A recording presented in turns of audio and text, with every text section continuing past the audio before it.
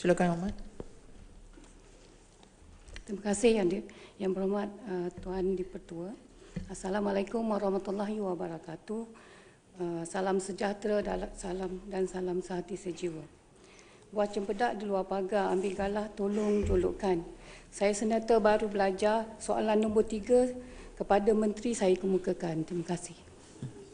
Terima kasih Ahmad. Silakan Mak Menteri. Nak jawab pantun ke? Jawab soalan. Assalamualaikum warahmatullahi wabarakatuh. Salam sejahtera, salam satu Malaysia, salam satu sejiwa. Terima kasih Yang Amat Datuk Yang Tua. Terima kasih Yang Amat Puan Azizah Harun, Senator Azizah Harun. Datuk Yang Bertua, sebelum saya menerus kepada soalan jawapan ini, suka saya maklumkan sikit tenaga buruh ataupun workforce negara kita sehingga Disember ini kurang lebih 14.235 juta. Tenaga buruh yang layak bekerja ialah 13.7. Dan belia, anggaran belia kita di negara kita umur 15 hingga 40 tahun ialah 13.89 juta, lebih kurang 45.9%.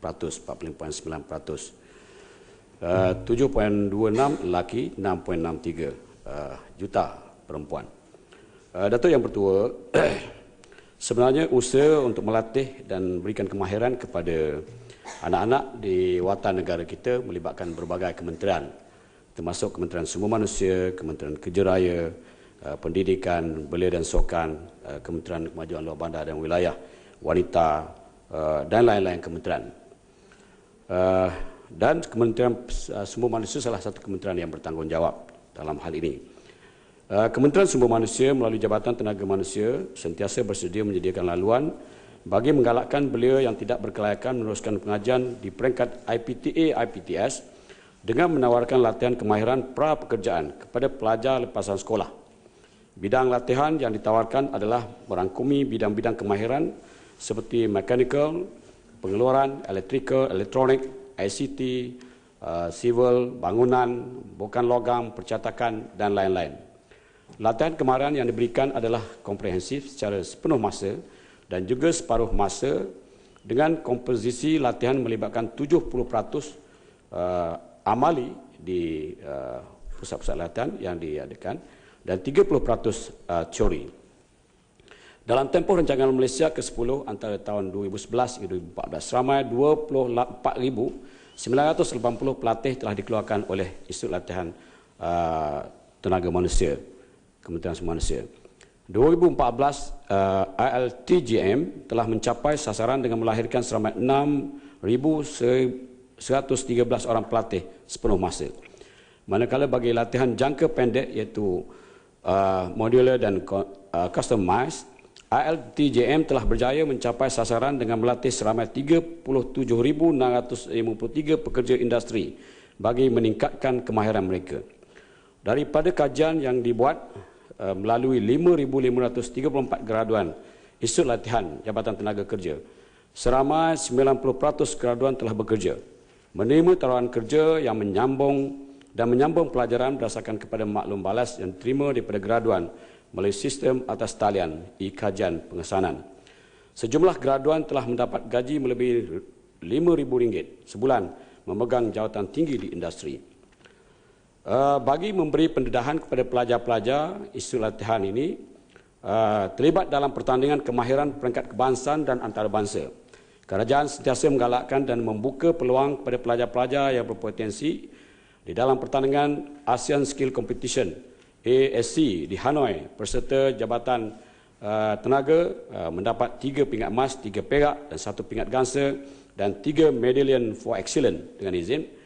Di dalam pertandingan World Skill Competition di Sao Paulo, Brazil baru-baru ini, peserta jabatan ini telah mendapat 5 medallion for excellence. Kejayaan-kejayaan ini memberi nilai tambah kepada graduan-graduan Jabatan Tenaga Manusia untuk sama-sama bersaing bertanding dengan pelajar-pelajar lepasan IPTA IPTS. Datuk Yang Bertua, Jabatan Tenaga Manusia berusaha mempromosi kursus kemahiran melalui ceramah setempat, menyertai pameran, menghantar rencana, artikel dan bahan-bahan bertulis melalui internet dan sebagainya.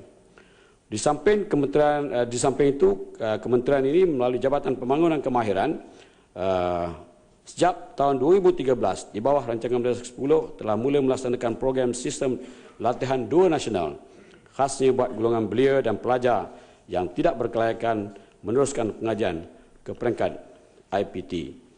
Terima kasih. Terima kasih, Mak Menteri. Soalan tambahan dipersilakan Puan Hajah Azizah.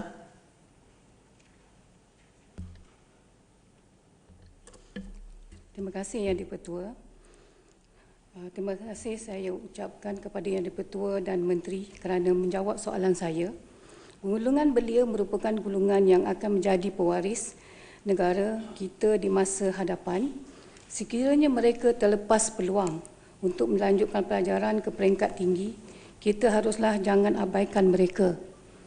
Kerana tenaga dan kudrat mereka boleh dimanfaatkan untuk perkara-perkara lain. Soalan saya,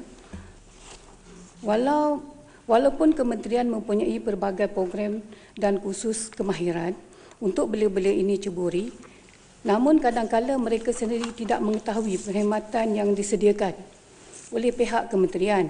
Adakah kementerian akan menggerakkan pegawai-pegawainya untuk turun padang dan menjalankan kegiatan promosi mengenai kursus kemahiran ini, terutamanya di sekolah-sekolah, terutama di tingkatan 5 sebelum mereka meninggalkan alam persekolahan? Sekian, terima kasih.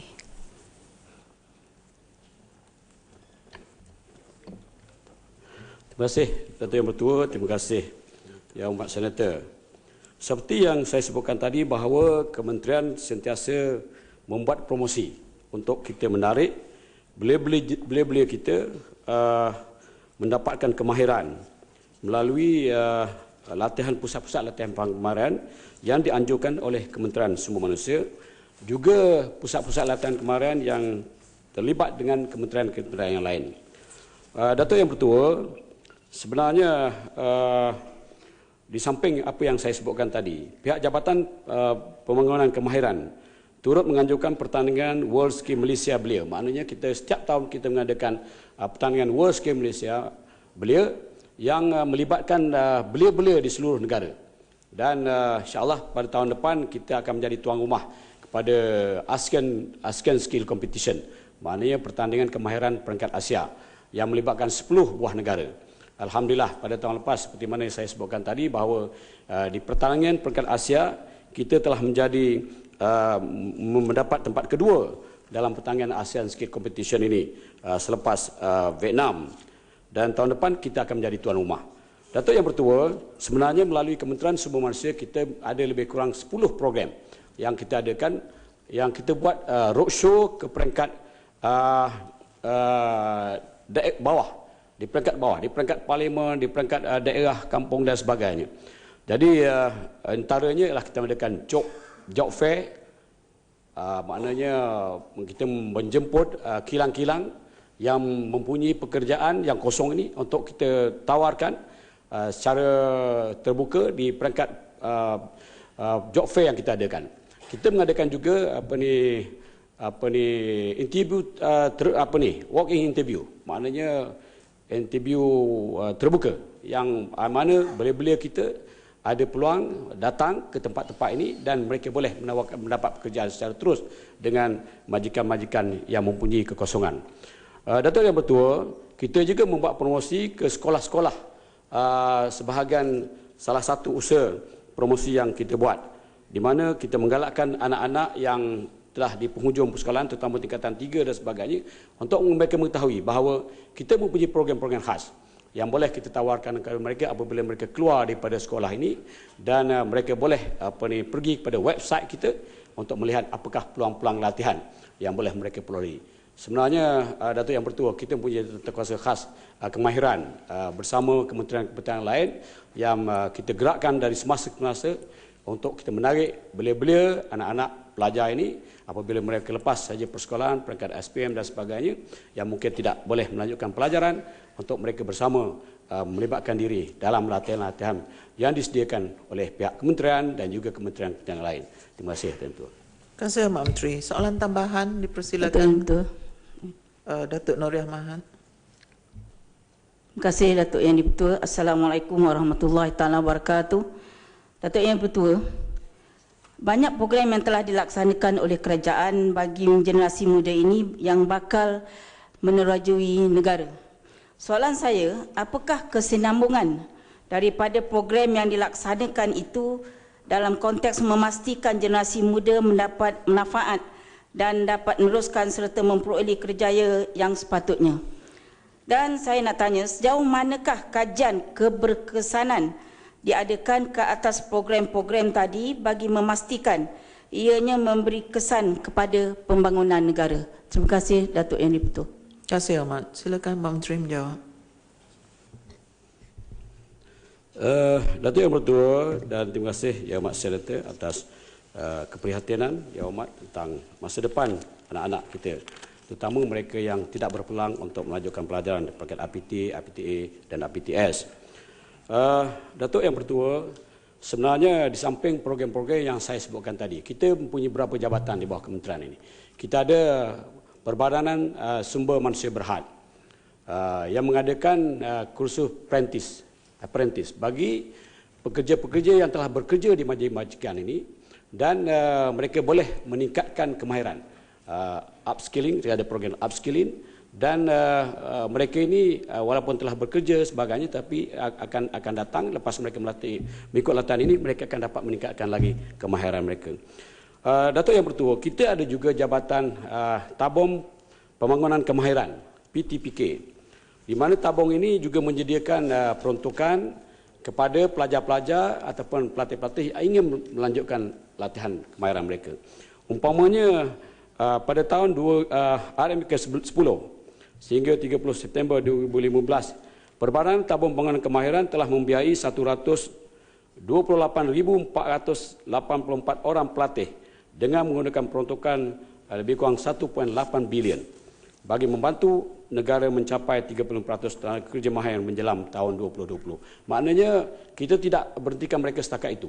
Kita beri peluang kepada mereka untuk melibatkan diri dalam usaha-usaha meningkatkan kemahiran yang telah pun mereka perolehi dalam berbagai bidang yang disediakan oleh pihak kerajaan melalui jabatan-jabatan yang telah pun saya sebutkan tadi.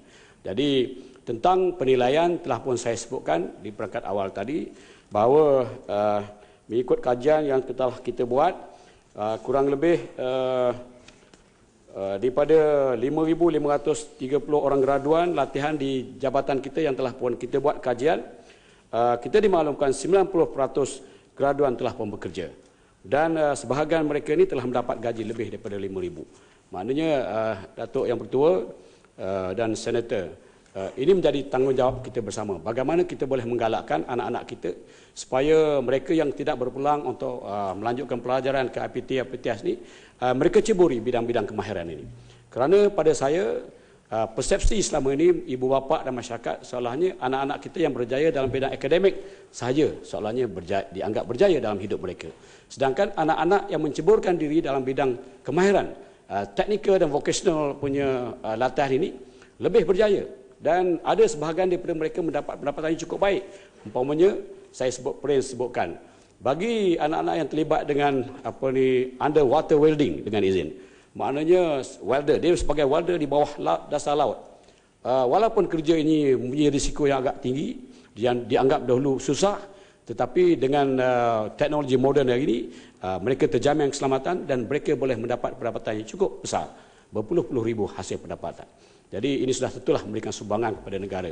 Tadi secara umumnya Datuk Yang Bertua, Yang Amat Senator, laporan pencapaian ini mestilah diperoleh, kita berperoleh melalui EPU ataupun kerajaan secara keseluruhan. Saya gambarkan bagaimana kita melihat kajian ataupun prestasi yang kita peroleh melalui pusat-pusat latihan yang kita lakukan di bawah Kementerian Sumber Manusia. Terima kasih.